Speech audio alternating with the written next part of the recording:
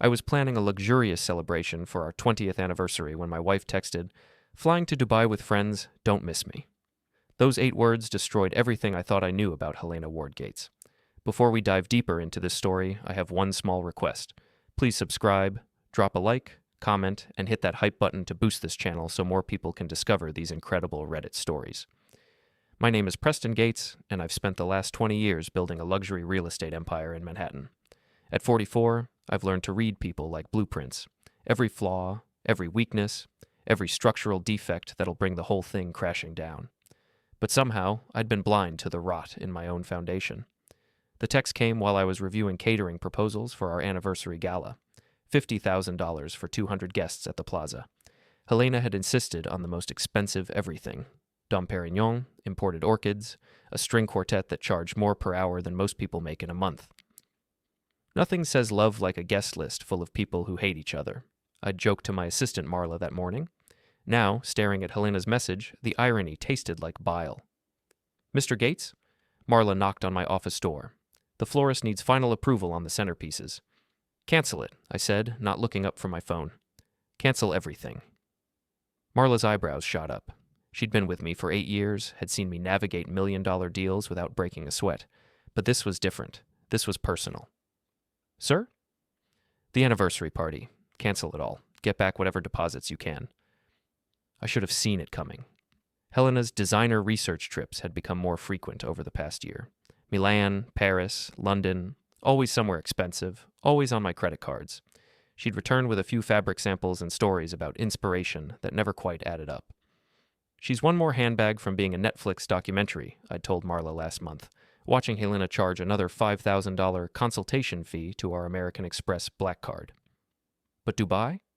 Helena hated the heat, claimed it was culturally limiting for her design aesthetic. The only friend she had who'd even mentioned Dubai was Tiffany Morrison, and Tiffany was currently in the Hamptons with her latest divorce attorney. I pulled up Helena's Instagram. Her last post was from this morning. A mirror selfie in our bedroom, designer luggage arranged artfully in the background. The caption read, "Off to find inspiration in unexpected places. Designer life, Dubai, living my best life." The comments were predictably fawning. Tiffany had written, "Get it, girl, you deserve this." Other society wives chimed in with heart-eye emojis and variations of "so jealous." But something nagged at me. I zoomed in on the photo. Helena was wearing her travel outfit, a white Hermes blazer I'd bought her last Christmas, paired with those ridiculously expensive Golden Goose sneakers she claimed were essential for international flights. But in the reflection behind her, I could see something that made me freeze. A second suitcase. Designer, masculine, definitely not Helena's. I called my concierge service. When you develop luxury properties in Manhattan, you learn that information is just another commodity, and I'd been collecting favors for 2 decades. "Tommy, it's Preston Gates. I need a small favor." Tommy Marchetti had been working the concierge desk at the Carlyle for 15 years. His brother-in-law worked for Delta's VIP services. In this city, everyone's connected to everyone else by no more than 2 degrees of separation. "What do you need, Mr. Gates?" "Flight manifest. Delta 157 to Dubai, departed JFK this morning. I'm looking for Helena Gates or Helena Ward." "Give me 20 minutes. Those 20 minutes felt like 20 hours. I paced my office, staring out at Central Park, watching joggers and dog walkers live their simple, honest lives. Had I been naive to trust her, or just willfully blind? My phone buzzed. "Preston? No Helena Gates or Helena Ward on that manifest. But there's a Ms. Harper in first class, seat 2A. Traveling companion listed as M. Rodriguez, seat 2B. Helena's maiden name was Harper. She'd kept it as her professional name for her interior design business. And M. Rodriguez could only be one person, Max Rodriguez, her 28-year-old fitness consultant. I'd met Max exactly once, at a charity gala last spring. He was everything I wasn't. 6'2", gym sculpted, with the kind of effortless charm that comes from never having to work for anything meaningful in your life. Helena had introduced him as someone who was helping optimize her wellness journey. I'd thought it was just another one of her expensive hobbies, like the meditation coach or the crystal healer. Now I understood what he'd been optimizing. "Tommy, I owe you dinner at Le Bernardin." "Just doing my job, Mr. Gates. You okay?" "I will be." I hung up and called my lawyer. Angela Ross had been handling my legal affairs for a decade. She was sharp, ruthless, and had a particular talent for dismantling cheating spouses in divorce proceedings. If Helena wanted to play games, I'd make sure she understood the rules. Angela, it's Preston. I need to file for divorce. Tonight. What's the situation? I explained about Dubai, about Max, about the years of research trips that suddenly made perfect sense. Lifestyle dissipation, Angela said immediately. We can argue she's been wasting marital assets on an extramarital affair. In New York, that's grounds for reimbursement. How much are we talking? I pulled up our credit card statements. The numbers were staggering. Conservative estimate, $200,000 over the past 18 months. Angela whistled. Preston, by the time I'm done with her, she'll be lucky to keep her shoe collection. When does she get back? 3 days. Perfect. That gives me time to lock down your assets and prepare a welcome home party she'll never forget. After I hung up, I sat in my office as the sun set over Manhattan. 20 years of marriage, reduced to legal strategy and asset protection. Part of me felt like I should be devastated, but mostly I felt something else entirely. Relief. For the first time in months, I wasn't wondering where Helena really was or what she was really doing.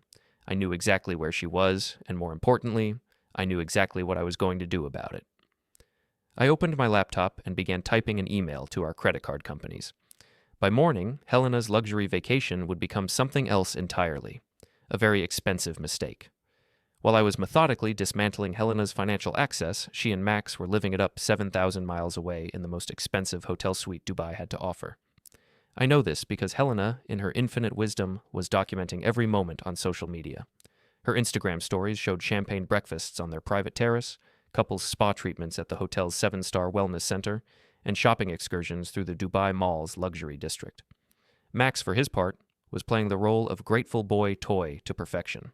His own Instagram featured shots of him in designer swim trunks by the infinity pool, captioned with gems like "Living the dream with my queen" and "Blessed beyond measure." The comments from his fitness influencer friends were nauseating. "Goals, bro," and "You're living the life we all want." What they didn't know was that their fairy tale was about to become a nightmare. I'd spent Tuesday morning in Angela's office signing paperwork that would protect every asset I'd built over 2 decades. The penthouse, the business, the investment accounts, everything was being transferred to a trust that Helena couldn't touch.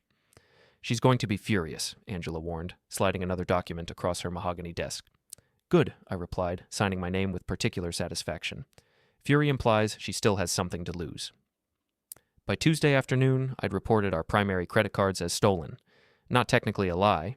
They had been stolen, just not in the way the credit card companies assumed.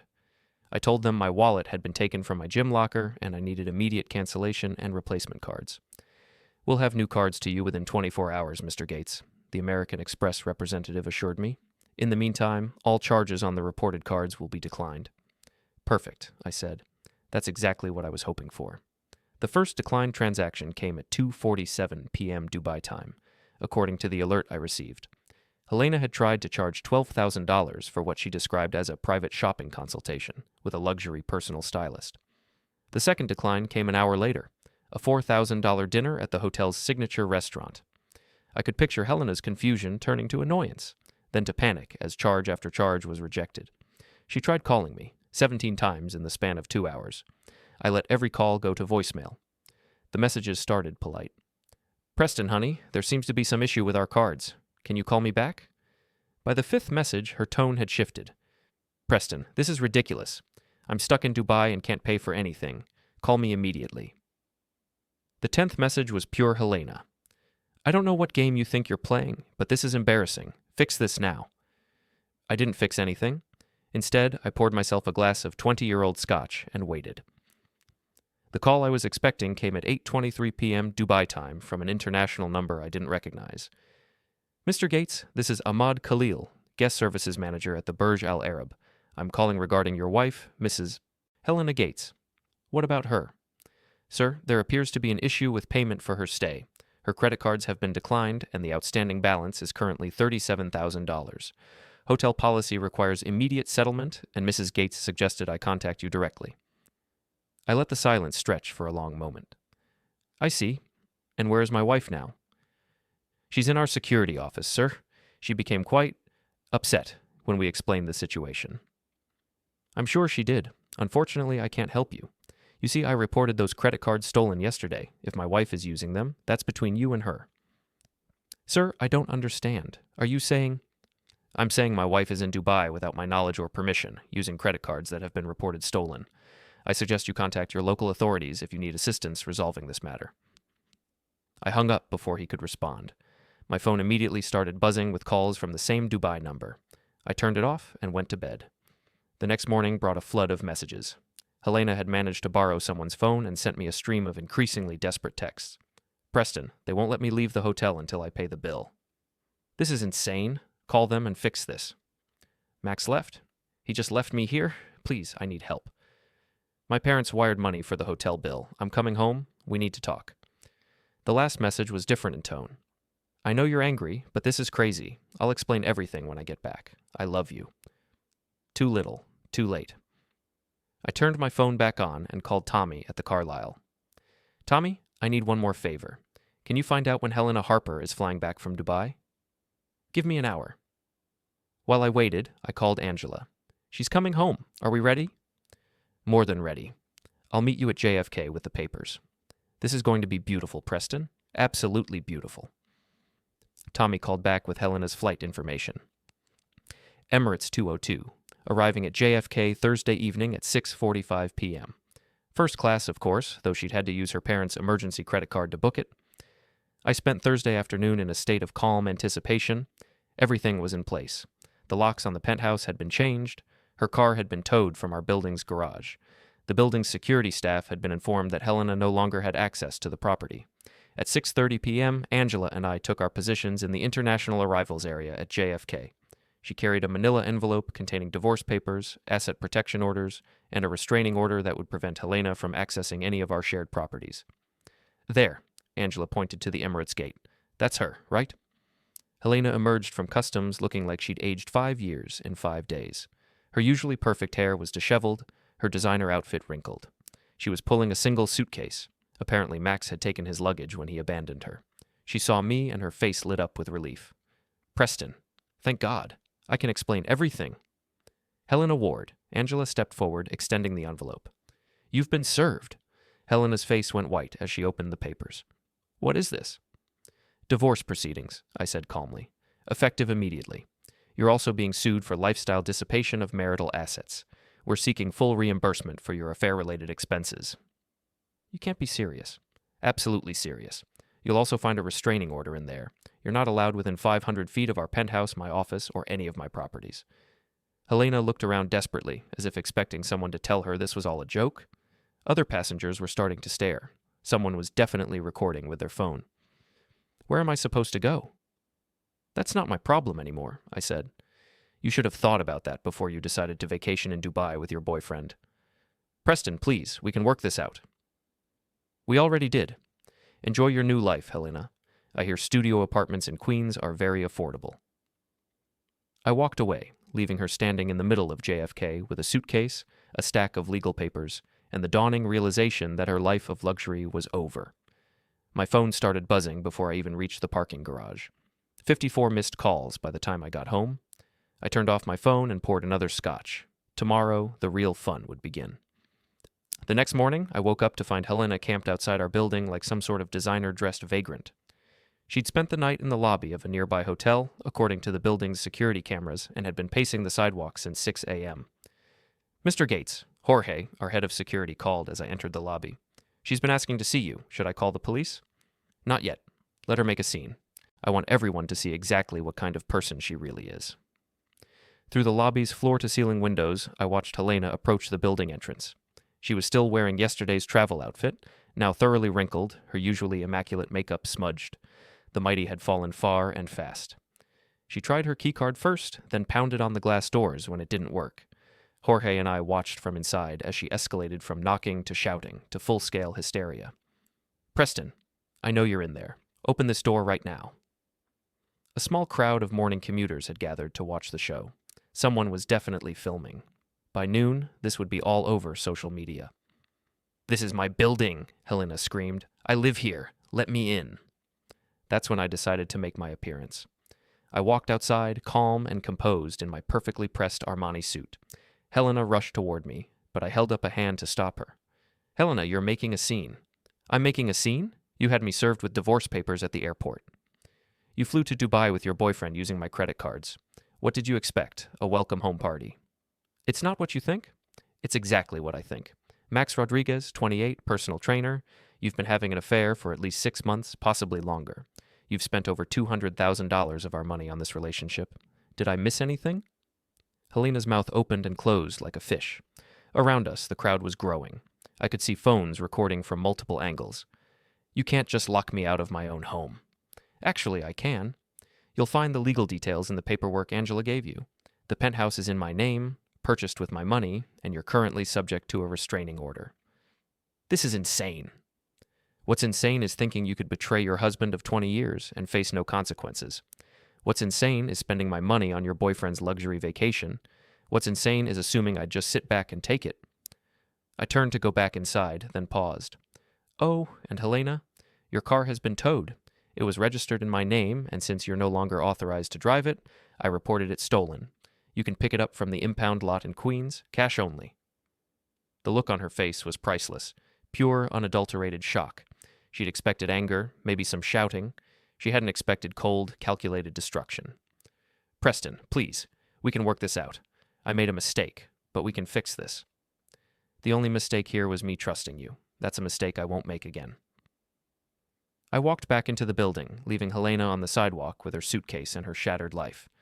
Upstairs in the penthouse, I called Lucas, my business partner. Lucas, I need you to handle something for me. Helena's going to try to access our business accounts, claim she's entitled to half the company. I need everything locked down. Already done, Lucas said. Angela called yesterday. All business assets are protected. Helena has no legal claim to anything. But Preston, are you sure about this? 20 years of marriage. 20 years of lies, Lucas. I'm not just sure. I'm grateful. She did me a favor by showing her true colors. After I hung up, I opened my laptop and began going through Helena's social media accounts. She'd been careless, documenting her affair in plain sight for anyone smart enough to look. Photos of her and Max at restaurants I'd never been to, girls' trips where she was clearly with him, work events that were actually romantic getaways. I screenshotted everything and sent it to Angela. Evidence for the lifestyle dissipation case.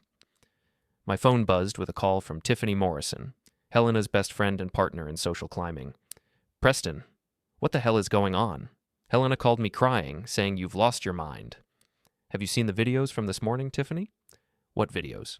Check Instagram, search jar Helena Gates or card penthouse drama. Your best friend's having a public meltdown outside my building. I could hear Tiffany typing on her phone. Oh my God, Preston, she looks unhinged, desperate, like someone who's been caught in a massive lie. She said you misunderstood about Dubai. I understand perfectly. She's been having an affair with Max Rodriguez for months, spending our money on their relationship. When I cut off her credit cards, he abandoned her in Dubai, and she had to call Mommy and Daddy for rescue money. Silence on the other end. Tiffany, you knew, didn't you? I suspected something, but I thought it was just a phase, a midlife crisis kind of thing. A phase? She spent $200,000 on her phase. Preston, she's my friend. I can't just abandon her. That's your choice. But understand this. Anyone who chooses to support Helena in this situation is choosing to support infidelity, theft, and betrayal. I'll remember that. Tiffany hung up without saying goodbye. By afternoon, the social media storm was in full swing. The videos of Helena's meltdown had gone viral in our social circle. The hashtag penthouse drama was trending among Manhattan's elite. Comments ranged from supportive to savage. Team Preston, she got what she deserved. 20 years and she throws it away for a boy toy? Pathetic. I always knew Helena was fake. Preston's better off without her. This is what happens when you bite the hand that feeds you. But the best part came around 3 p.m. when Max Rodriguez posted his own response to the drama. His Instagram story was a masterclass in self-preservation. Want to set the record straight about recent events. I was hired as Helena's fitness consultant. If she led me to believe our relationship was something more, that's between her and her husband. I'm focusing on my career and staying out of this drama. Truth, moving on. Fitness first. He'd thrown Helena completely under the bus, painting himself as an innocent victim of her manipulation. The comments on his post were brutal. Bro, you got played by a desperate housewife. Should have known she was using you for her midlife crisis. Dodged a bullet there, buddy. Helena tried to respond with her own post, but it was a disaster. She attempted to paint herself as the victim of a vindictive husband who couldn't handle her independence. The response was swift and merciless. Her own social circle turned on her with the efficiency of sharks. By evening, I was sitting in my penthouse watching the sunset over Central Park when Angela called. "Preston, it's over. Helena's parents called. They want to settle out of court. They're willing to pay full reimbursement for the lifestyle dissipation, plus legal fees if we agree to a quiet divorce." "How much?" $300,000, plus they'll take responsibility for Helena's living expenses going forward. They're terrified this is going to destroy their social standing. I thought about it for exactly 3 seconds. "Deal, but I want one more thing." "What?" "Helena signs a non-disclosure agreement. She doesn't get to write a tell-all book or give interviews about our marriage. This ends here." "Done. I'll have the papers ready tomorrow." After I hung up, I poured myself a victory scotch and opened my laptop. Time to plan my next move. Helena had destroyed our marriage, but she'd also freed me from 20 years of pretense. Tomorrow, I'd start building something new, something honest, something that was entirely mine. 3 months later, I was standing in the penthouse of my newest development project, watching Manhattan spread out below me like a kingdom I'd conquered. The charity gala for the Children's Hospital was in full swing on the terrace. 200 of the city's most influential people, all eager to see and be seen at Preston Gates's comeback event.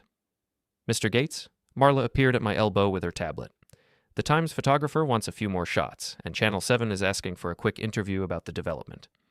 "Tell them 5 minutes," I said, adjusting my tuxedo cufflinks. "I want to enjoy this." And I was enjoying it. The past 3 months had been a whirlwind of positive change.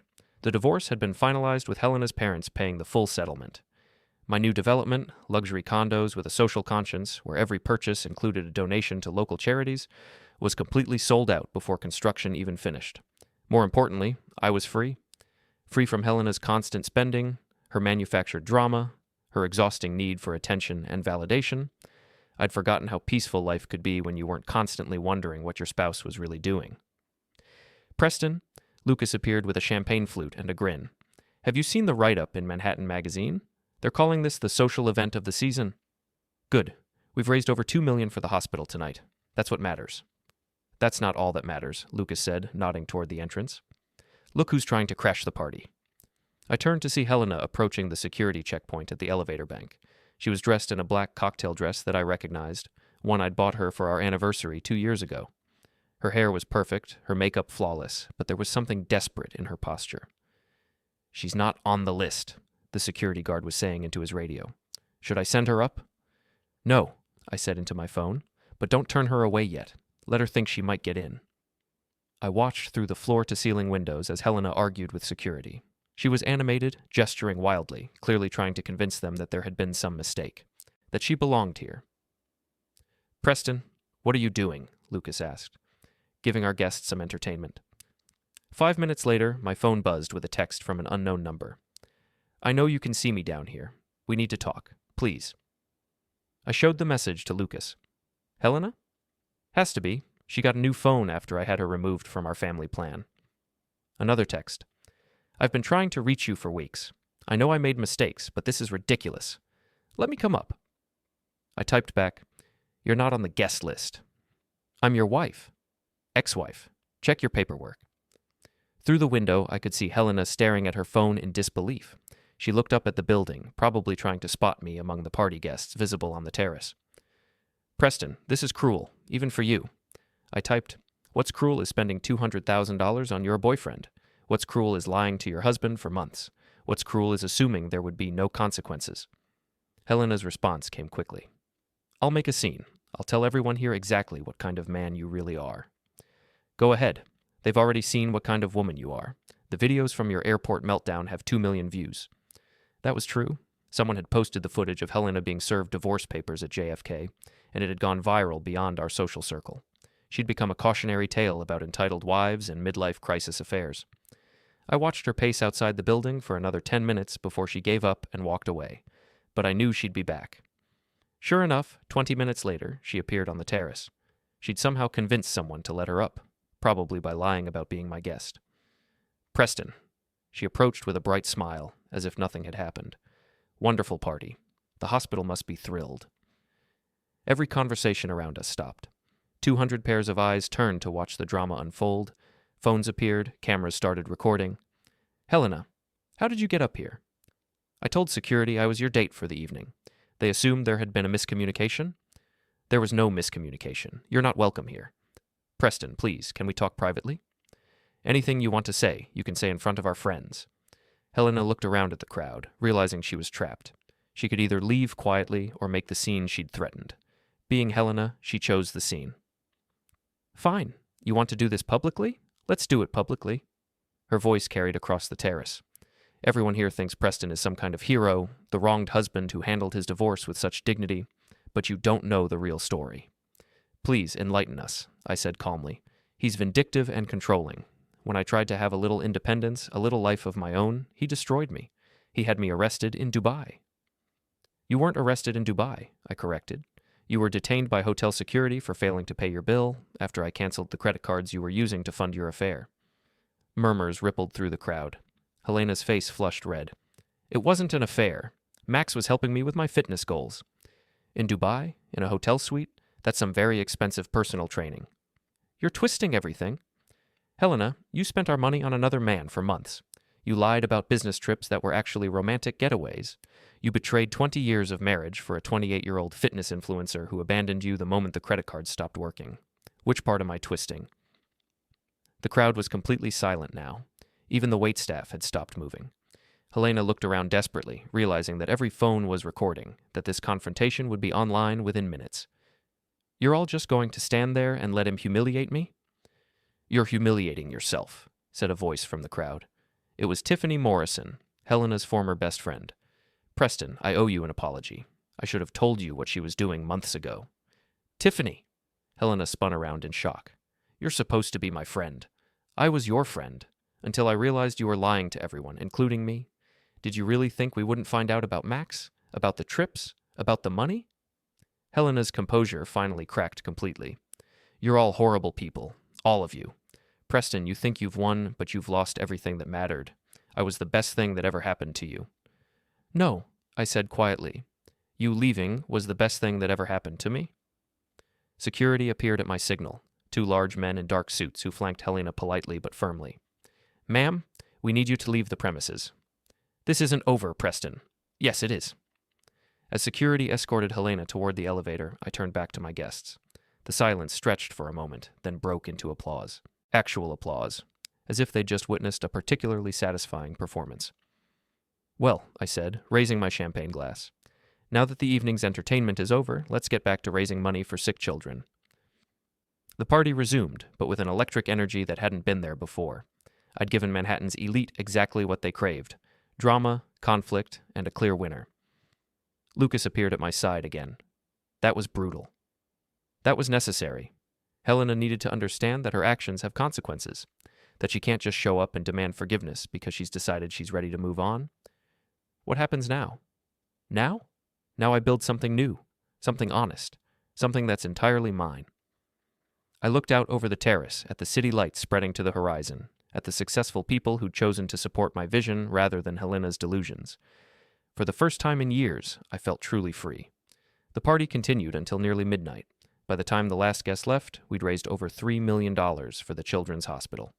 The coverage would be fantastic, not just for the charity, but for my business. As I stood alone on the terrace, looking out over the city I'd conquered, my phone buzzed with a final text from Helena's number. You win. I hope you're happy. I typed back, I am, finally. Then I blocked the number and deleted the conversation. Helena Ward Gates was officially part of my past, and my future had never looked brighter. I poured myself one last scotch and raised it in a toast to the Manhattan skyline. Here's to new beginnings, I said aloud, and to knowing exactly what people are worth.